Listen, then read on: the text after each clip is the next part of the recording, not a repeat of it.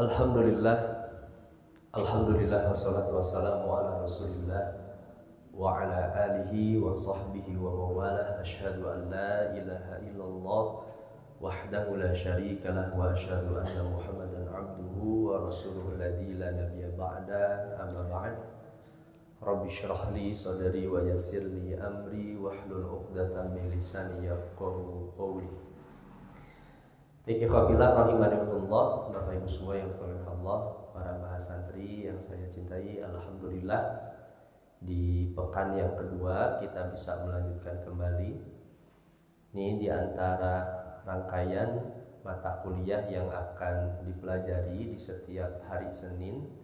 Insyaallah mulai malam ini dan malam Selasa ke depan ya, kita akan membaca, mengkaji satu karya monumental terakhir dari Imam Al-Ghazali Hujjatul Islam, Minhajul Abidin. Ini seperti yang sudah saya sampaikan, hadirin, ini saya yang membuat kurikulum pesantren mahasiswa ini karena saya ingin sekali rekan-rekan semua para mahasantri itu pertama selain akidahnya kuat, mempelajari kitab Syarah Thalathatil Usul, kemudian adab-adabnya baik dalam menuntut ilmu. Makanya teman-teman semua mengkaji kitab Tadhkiratus Sami wal Mutakalim, bagaimana adab-adab menjadi seorang santri yang ideal, bahkan adab-adab menjadi ulama. Nah, ini diantara bahasan penting nanti bersama Ustaz Firman tentang adab-adab menjadi ulama, karena tentu teman-teman semua nanti ini calon-calon ulama insyaallah. Kemudian tentu bukan hanya adab dan akidah, fikih teman-teman semua pun harus terjaga. Makanya mengkaji kitab Al-Fiqhul Muyassar ala Dhawil Kitab wa Sunnah. Nah, di malam ini lebih berfokus kepada bagaimana kita mengisi ruhiyah kita, Tazkiyatun Nafs. Dan saya pilih kitab Minhajul Abidin karena kitab ini lebih ringkas tentunya daripada Ihya Ulumuddin. Imam Al-Ghazali dalam kitab ini memuat 7 tahapan langkah bagaimana kita menyempurnakan ibadah kita kepada Allah. Tapi ini saya sampaikan terbuka ini buat para mahasantri ya. Bagi beberapa madhab corak, orang-orang yang mengkaji kitab Syarah Thalathatil Usul biasanya itu antipati terhadap karya-karya Imam Al-Ghazali. Begitu pula sebaliknya, karya-karya orang-orang yang simpati terhadap karya-karya Imam Al-Ghazali itu antipati, agak tidak mau mengkaji karya-karya dari para ulama, dari murid-muridnya Taimiyah, Ibnu Taimiyah, Imam Ibnu Qayyim Al-Jauziyah. Sederhananya teman-teman semua, kalau konteksnya di Indonesia, orang-orang NU tidak mau mengkaji kitab-kitab yang dikaji oleh saudara-saudara kita di Salafi. Atau sebaliknya, saudara-saudara kita di Salafi tidak mau mengkaji kitab-kitab yang dikaji di orang-orang NU. Nah, saya mengajarkan kepada teman-teman semua untuk terbuka terhadap hazanah turos di dalam Islam. Selama itu ada kebaikan, ambil. Ada kekurangannya, tinggal tidak diikuti kekurangannya, tapi jangan sampai menutup kontribusi besar para ulama-ulama soleh itu yang sudah berkhidmat kepada umat Islam.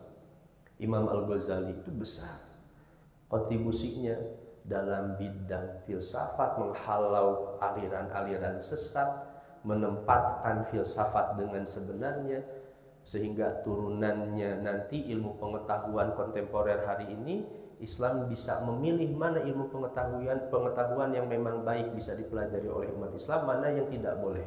Itu kontribusi besar Imam Al-Ghazali. Dalam bidang fikih tidak ada runtutan rantai fikih madhab Imam Syafi'i kecuali pasti bermuara kepada Imam Asy-Syafi'i. Besar sekali kontribusinya. Begitu pula ulama yang lain, Imam Ibnu Taimiyah rahimahullah, Imam Ibnu Qayyim Al-Jauziyah, itu besar kontribusinya. Nah, ini saya sengaja teman-teman semua. Jadi saya kemarin ngobrol dengan Ajengan Aib. Saya sampaikan kurikulum yang dipelajari di pesantren mahasiswa. Beliau kan memang notabene dari pesantren NU. Saya sampaikan, ajengan saya ngaji kitab Minhajul Abidin di pesantren saya. Atuh eta mah kitab NU. Kata saya, ajengan selama ada kebaikan saya, ada kekurangan saya kritisi kekurangannya. Dan itu saya tidak akan ambil. Dan itu. Karena Bapak Ibu semua, saya mengkaji ini alhamdulillah. Saya sudah khotam ke kitab ini dan saya mendapatkan manfaat besar sekali dalam ruhiyah ibadah saya. Jadi meningkatkan bagaimana kita merasakan kenikmatan dalam beribadah, hati-hati terhadap riya, ujub, itu luar biasa sekali. Imam Al-Ghazali dalam sekali. Nah ini makanya kita mengkaji kitab ini. Nah di tahun pertama ini pembentukan teman-teman semua selain daripada mempelajari bahasa Arab, talaki Al-Quran, Al-Qurannya diperbagus. Nah sekaligus selama 1 tahun ini sedang dibentuk akidahnya kokoh, ruhiyahnya hidup dalam ibadah, adab-adabnya mulia, kemudian ibadahnya benar karena belajar fikih. Nah saya ingin lebih banyak kepada pengamalan. Jadi agama ini harus terwujud dalam akidah, akhlak dan ibadah kita dalam kehidupan sehari-hari. Baik rekan-rekan semua, di malam kali ini kita tidak akan langsung membahas, insya Allah nanti kita akan baca mulai dari muqaddimah, tapi di pertemuan kali ini kitab Minhajul Abidin ini kita akan mengenal siapa dulu sosok Imam Al-Ghazali. Nah, ini saya ringkaskan dulu.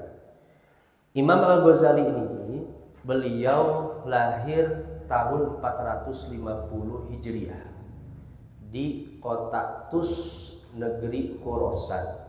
450 Hijriah itu berarti kurang lebih berapa tahun yang lalu?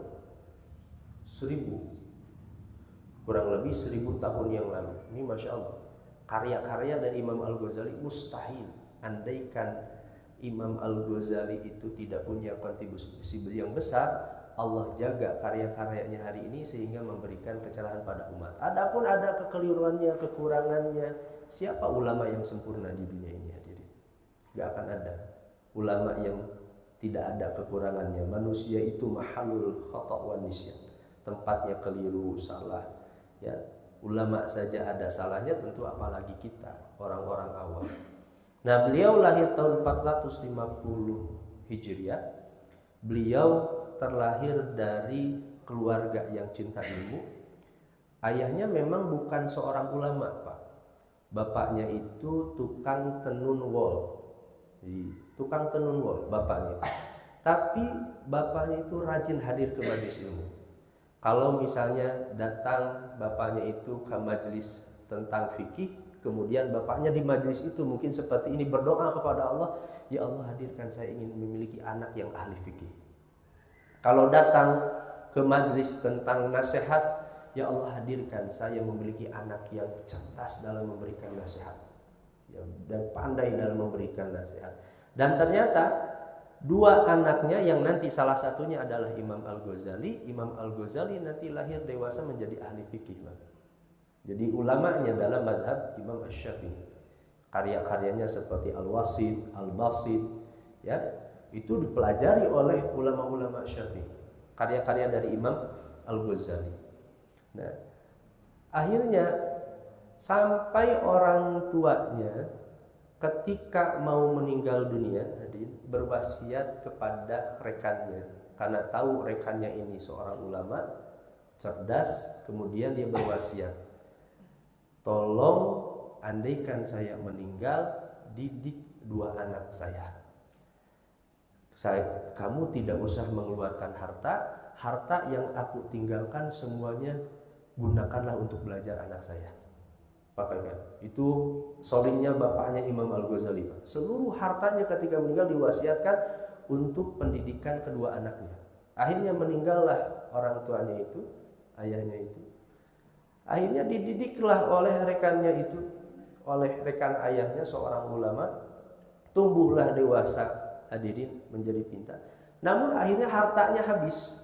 Nah, karena hartanya habis, kemudian seorang ulama itu berpesan, wahai Ahmad, karena dua-duanya Ahmad, yang satu Ahmad yang satu Muhammad. Ini kan Imam Al-Ghazali, beliau namanya Muhammad bin Ahmad Al-Ghazali. Wahai Ahmad, harta ayahmu sudah habis, apa yang memiliki? Saya tidak bisa menghidupimu lagi. Alangkah baiknya kamu hari ini masuk ke madrasah. Istilah madrasah dulu itu pesantren, Pak. Akhirnya Al-Imam Al-Ghazali beliau tinggal di pesantren, karena di pesantren itulah dulu di zaman Al-Ghazali itu, di masa Al-Ghazali, para santri itu sudah dibiayai, Pak. Gratis. Ini Masya Allah. Ini seperti bahasa santri di sini, alhamdulillah.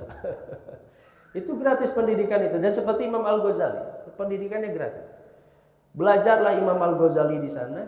Sejak kecil beliau hafal Al-Quran, beliau belajar fikih sampai faham fikih Imam Syafi'i, tumbuh dewasa menjadi seorang anak muda yang cerdas di usia 28 tahun, Pak. Usia 28 tahun sudah banyak menguasai keilmuan. Bahkan kalau Imam Al-Ghazali menyampaikan, membuka pelajarannya, yang duduk ketika itu 400 orang, bukan orang biasa, 400 ulama mendengarkan Imam Al-Ghazali. Usia 28 ini karena kesolihannya ayahnya.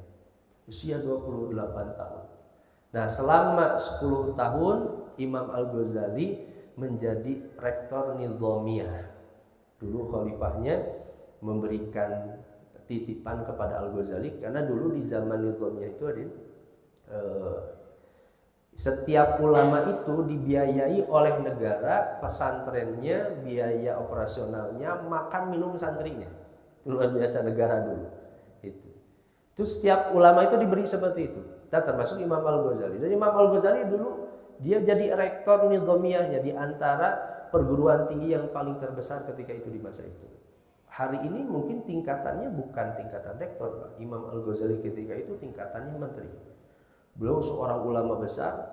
Sampai usia 38 tahun beliau mendapatkan popularitas yang luar biasa di Baghdad. Beliau punya keilmuan yang luar biasa dalam bidang mantik, tadi fikih, ya, dalam bidang akidah, hadirin, dalam bidang filsafat tadi, menghalau kesesatan para filosof. Itu Imam Al-Ghazali. Imam Al-Ghazali menampakkan mana kekeliruan para filosof, khususnya ketika mereka berbicara tentang masalah Allah, berbicara tentang Tuhan. Imam Al-Ghazali mengkritik mereka. Di usia 38 tahun itulah kemudian Imam Al-Ghazali merasa bimbang, Pak. Ada satu kondisi kejiwaan yang mendadak pada Imam Al-Ghazali, merasa ada tidak beres di dalam hatinya. Ada keraguan. Beliau setiap mengajar lisannya keluh, sulit, tidak seperti biasanya lancar dalam mengajar, ilmunya luar biasa. Akhirnya ketika itu Imam Al-Ghazali merenungkan tentang dirinya, sampai hatinya berbisik agar Imam Al-Ghazali itu melepaskan semua jabatannya, hartanya, popularitasnya di Baghdad. Di usia 38 tahun, Pak, usia masih muda kan, jabatan tertinggi ulama ketika itu, beliau memiliki popularitas, harta kaya raya ketika itu. Kan kalau kita di usia 38 tahun, Pak, punya jabatan seperti itu, kekayaan seperti itu, keilmuan seperti itu, mungkin apa yang dipikirkan hadir? Usia 38. Baru orang makan nikah deh, Pak. Kan itu. Udah semua apa yang didapatkan. Tapi Imam Al-Ghazali merasa ada yang gak beres.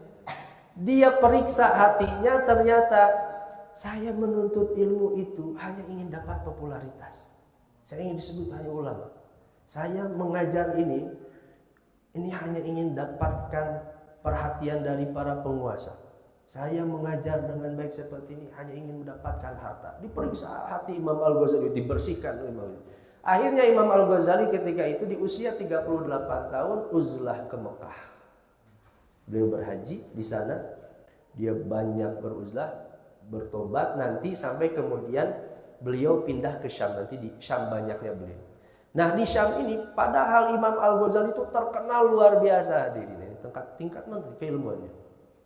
Nah, Imam Al-Ghazali akhirnya 10 tahun beruzlah, mengasingkan diri menghilang dari peradaban manusia. Itu Imam Al-Ghazali, Pak. Konon ada yang mengatakan Imam Al-Ghazali ini beliau menghilangkan, jadi melepaskan semua pekerjaannya, beliau hanya bekerja jadi tukang salin tulisan, Pak. Karena dulu kan percetakan belum seperti sekarang.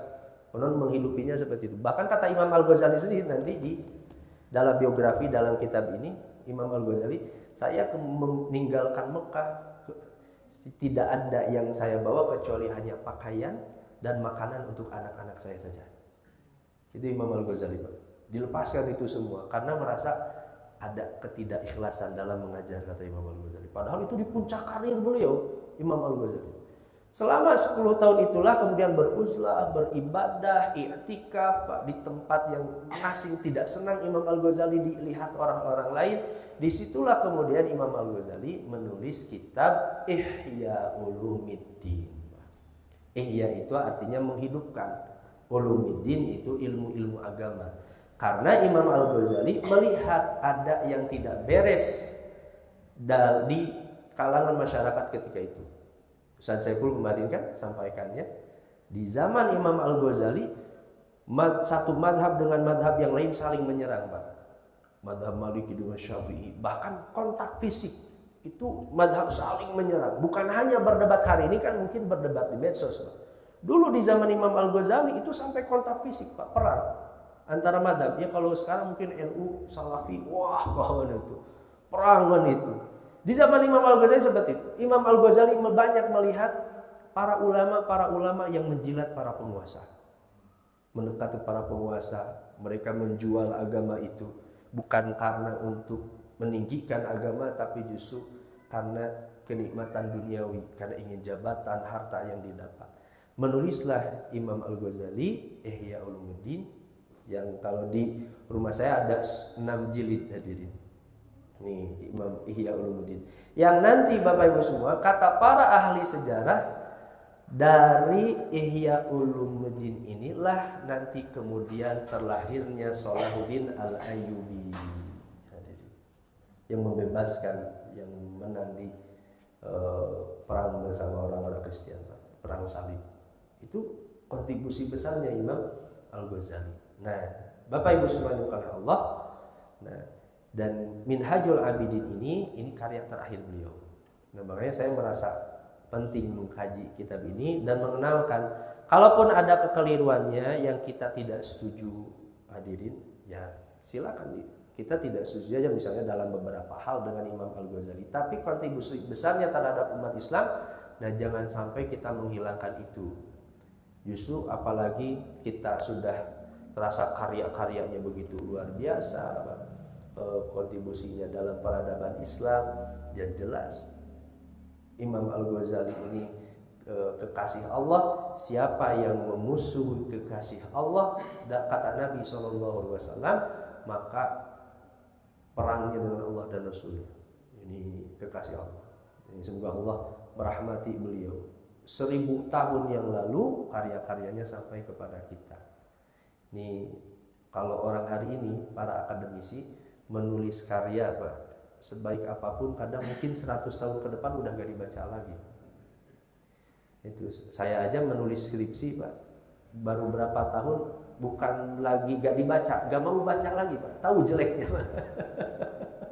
Itu saya menulis ini udah tahu jeleknya itu, bukan itu, karena sekarang tahu nulis yang bagus seperti apa, analisis yang bagus seperti apa, gak mau baca skripsi saya. Itu. Tapi luar biasa, 100 tahun kitabnya sampai kepada kita. Nah, idealnya memang kalau ingin mempelajari Imam Al-Ghazali, kalau khususnya di bidang tazkiyatun nafs, ringannya di Minhajul Abidin, Bidayatul Mujtahid, Bidayatul Hidayah, ya. Kemudian nanti ke Ihya Ulumuddin. Karena Ihya Ulumuddin ini tebal, nah makanya saya hadirkan dulu untuk para mahasiswa untuk mengenalkan kitab Minhajul Abidin. Baik teman-teman semua, jadi di malam ini kita baca langsung ya, seperti yang pernah saya sampaikan. Saya berharap dari kelas ini itu langsung merujuk kitab para ulama, membaca langsung kitabnya. Nah, jadi apa yang tadi saya ceritakan itu hasil bacaan dari pagi, Pak. Pagi baca, siang baca, sore baca, tadi sebelum datang ke sini baca. tentang Imam Al-Ghazali. Baik. Ulida al-Imamu Al-Ghazali sanata khamsina wa arba'imi'ah. Imam Al-Ghazali wulida dilahirkan tahun 450 Hijriah. Ya. Fi Madinati Tus min biladi Khurasan, di kota Tus di negeri Khurasan. Wa hiya yaumuha tazakharu bil ilmi wal ulama was sulaha. Di waktu itu sangat ramai sekali orang-orang itu mengkaji ilmu, banyak para ulama, banyak orang-orang solih juga ketika itu. Fanasha'a fi dzalika al-muhit al-ilmi as-salihi. Beliau tumbuh di lingkungan yang cinta ilmu, di lingkungan orang-orang yang solih, nasy'atan solihatan. Dan memang hadirin, tokoh-tokoh besar itu biasanya itu pasti terlahir dari orang-orang besar. Itu dari masyarakat yang baik, hadirin. Wa kanat usratuhu usratan muhafadhatan mutamassikatan bi ta'alimid din al-hanif. Bahkan keluarganya, usratuhu, keluarga yang berpegang teguh kepada ajaran-ajaran agama. Ajaran-ajaran Islam, berpegang teguh keluarganya. Faqad kana abu rajulan sholihan. Bapaknya Imam Al-Ghazali itu seorang yang solih. Muhibban lil ilmi, cinta ilmu, wala ulama, cinta para ulama, wala yakulu illa min amali yadihi. Beliau tidak makan, bapaknya itu, kecuali hasil dari tangannya sendiri.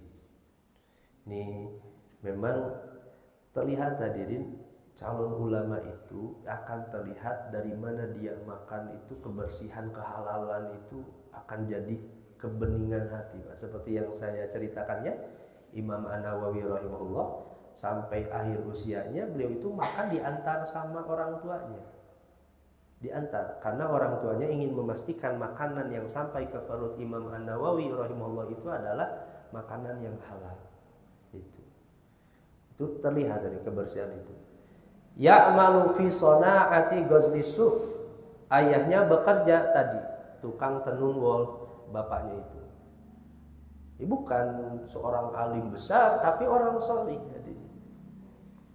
Wa yamunu nafsahu wa usratahu. Yamunu itu mencukupi kehidupan. Yang bapaknya bekerja ya cukup untuk menghidupi dirinya, wa usratahu, dan menghidupi keluarganya. Mulaziman li majalisil ulama wa durusul fiqhi wal wa'dhi. Beliau seringkali bermulazamah. Mulazamah itu seperti ini. Ini itu namanya mulazamah. Mulazamah itu hadir, selalu ikut itu. Selalu ikut kajian. Bapaknya pun seperti itu. Beliau selalu hadir di majelis-majelis para ulama dalam kajian fikih wal wa'dhi dan nasihat. Wa kana idza hadara durusal fiqhi, dan apabila beliau hadir ini tentang pelajaran bahasan-bahasan fikih, sa'alallaha ta'ala an yarzuqahu ibnan faqihan. Ketika itu beliau akan berdoa, ya Allah berikanlah anak saya menjadi ahli fikih. Beliau berdoa ketika di majelis itu. Kalau hadir kajian itu selalu berdoa seperti itu. Wa idza hadara durusal wa'dhi, kalau beliau hadir tadi ke kajian-kajian tentang nasihat, ya, sa'alallah ta'ala an yarzuqahu ibnan wa'idan, ia akan meminta kepada Allah agar Allah memberi rezeki anak yang bisa menasihati orang lain. Ya, kalau hari ini mungkin seorang pendakwah, itu seorang tokoh, ya. Fastajaballahu du'aahu, maka Allah akhirnya mengijabah doanya. Dua anaknya yang ditinggalkan jadi ulama. Makanya nanti Imam Al-Ghazali kan ketika usia 38 tahun itu beliau tuh jadi rektor di Universitas Nizamiyah. Beliau tinggalkan semua pangkat jabatan itu, yang menggantikan itu saudaranya. Yang menggantikan Imam Al-Ghazali itu saudaranya. Jadi ini adik kakak cerdas, pintar, soleh, luar biasa. Jadi adik kakak. Yang menggantinya adalah saudaranya. Fakana ibnuhu Muhammad afqahu ahli zamani. Anaknya yang bernama Muhammad itu adalah ahli orang yang paling faqih di zamannya ketika itu. Wa faris midanihi. Wa kana ibnuhu al-akhar Ahmad, sedangkan anaknya yang lain namanya Ahmad. Wa'idhan balighan mu'athiran, seorang penasehat, penceramah, hadirin, pendakwah yang sangat berkesan sekali. Dan itu memang anugerah Bapak Ibu semua. Ada orang Pak, gak semua orang pintar itu diberikan kemampuan untuk menjelaskan dengan baik, itu enggak Pak. Itu. Ada orang pintar tapi lamun ngajelaskeun teh teu kaharti Pak. Aya jalma teh teu pintar tapi lamun ngajelaskeun sok kaharti. Ada yang seperti itu hadirin. Nah, yang sulit itu Allah anugerahkan keilmuan yang kuat, dia kemudian bisa memberikan penjelasan yang baik. Nah, itu anugerah. Makanya kan dalam surat Ar-Rahman, Ar-Rahman 'allamal Qur'an, khalaqal insan, 'allamahul bayan. Allah yang mengajarkan al-bayan, yang menganugerahkan orang bisa menjelaskan. Itu Allah, anugerah dari Allah. Nah, makanya termasuk para mahasantiyah, tentu idealnya nanti teman-teman semua bisa menjadi imam yang baik, baca Al-Quran yang baik, jadi khotib yang baik, Jumat yang baik. Nanti kalau punya tugas ngisi kajian harus yang baik, tapi memang terkadang gak bisa dipaksa semua. Ada ulama itu yang mereka cerdasnya di menulis saja. Itu. Ada yang hanya bisa berceramah tapi nulis gak bisa, ada. Nah, kalau para ulama dahulu itu idealnya seperti Imam Al-Ghazali, menulisnya luar biasa, indah sekali. Nah, kalau memberi nasihat itu luar biasa. Ya seperti tadi hadirin, yang datang Imam Al-Ghazali bukan hanya orang-orang biasa. 400 ulama duduk di depan Imam Al-Ghazali. Ini cerdasnya Imam Al-Ghazali ketika itu. Wa qad qada waliduhuma nahbahu wa huma saghirani. Dan ini orang tuanya itu meninggal ketika masih kecil. Ini Ahmad dan Muhammad, tadi Imam Al-Ghazali itu masih kecil. Walamma hadaratul wafat, dan tatkala kematian itu hadir kepada dirinya, awsa bihima shadiqan lahu min ahlil khair wa shalah. Ayahnya berwasiat kepada temannya, kebetulan temannya itu tadi orang baik, orang sholih. Kemudian dia mengatakan seperti ini bapaknya, uridu istidraka ma fatani minat ta'allum. Aku ingin memperoleh apa yang aku luputkan dari belajar. Jadi gini mungkin bahasa kita, dulu mungkin saya tidak belajar maksimal, nah gitu, saya gak jadi santri beneran gitu, gak benar belajar. Fi waladayya hadaini, tapi saya ingin ada di anak saya. Fa'allimhuma, tolong ajarkan kedua anak saya. Wala 'alaika an tunfiqa fi sabili dzalik, kamu tidak usah memberi uang kepada anak saya, katanya. Gak usah mengeluarkan harta. Jami'a ma ukhlifhu lahuma. Semua harta yang aku miliki, aku tinggalkan untuk kedua anak saya belajar. Nah, ini dari ayahnya Pak, kesolihan dari seorang ayah. Wa qad wafa dzalikal wasi as-salih bil wasiyah. Maka kemudian ditunaikanlah wasiat itu. Faqoma bi ta'limiha. Ini para santri kalau ada koma ketemu bi, ini uslub ya dalam bahasa Arab. Koma itu kalau dicari di kamus artinya berdiri, koma itu. Tapi kalau setelahnya bi, itu terjemahkannya jangan berdiri tapi melakukan. Banyak uslub-uslub seperti contoh hamala dalam kamus artinya membawa. Tapi kalau setelahnya huruf ala, jangan terjemahkan membawa, memahami. Kemudian tawakofa artinya berhenti. Tapi kalau setelahnya huruf ala, tawakofa ala artinya bukan berhenti tapi bergantung. Rogiba setelahnya fi, suka. Tapi kalau setelahnya an, benci. Nah, itu uslub, itu penting sekali. Dan itu bisa karena pengalaman. Pengalaman yang panjang.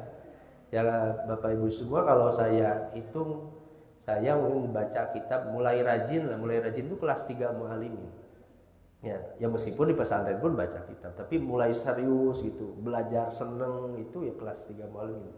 Ya 2010-an lah Pak. Ya sampai hari ini berarti udah berapa tahun tadi? 14 tahun Pak. Yang alhamdulillah dari 2010 itu hampir setiap hari, kadang enggak ya tidak misalnya setiap hari pasti ada baca kitab. Baik di rumah untuk sendiri, baik untuk mengajar, baik untuk memang senang kalau nggak ada waktu luang gitu. Ini pengalaman-pengalaman seperti itu. Kalau ada koma bi artinya melakukan. Makanya dia mulailah melakukan ta'limihima, mengajar kedua anaknya. Ila anfaniyal mal, sampai hartanya itu habis. Alladzi tarakahu lahuma waliduhuma, yang telah ditinggalkan kedua orang tuanya. Faqala lahuma, barulah kemudian dia mengatakan kepada Ahmad dan Muhammad, kepada Imam Al-Ghazali, anni qad anfaqtu alaikuma, ini aku sudah habiskan semua harta untuk kalian. Maka nalakuma min walidikuma, harta yang dimiliki oleh kedua orang tua kalian. Wa ana rajulun fakir, aku ini orang fakir. Mutajarridun la malali, aku benar-benar fakir. Mutajarrid itu kalau dicari di kamus itu artinya kosong. Mutajarrid, tajarrud. Nah, ini pun dalam menerjemahkan kitab harus bisa menyesuaikan dengan bahasa sasaran. Ini penting. Saya mendapatkan faidah besar sekali, Bapak Ibu semua. Dulu mudir am pesantren Pajagalan namanya Ustadz Atang Ais, Allahu yarham. Beliau setiap subuh itu suka mengkaji tafsir Al-Maroghi. Beliau itu memang kalau di kelas, Pak, ini mohon maaf ya, semoga Allah merahmati beliau. Kalau di kelas itu memang agak membosankan karena memang sudah tua. Apalagi ini mohon maaf kekurangannya ini, semoga Allah mengampuni. Kalau sambil ngajar kitab itu sambil merokok.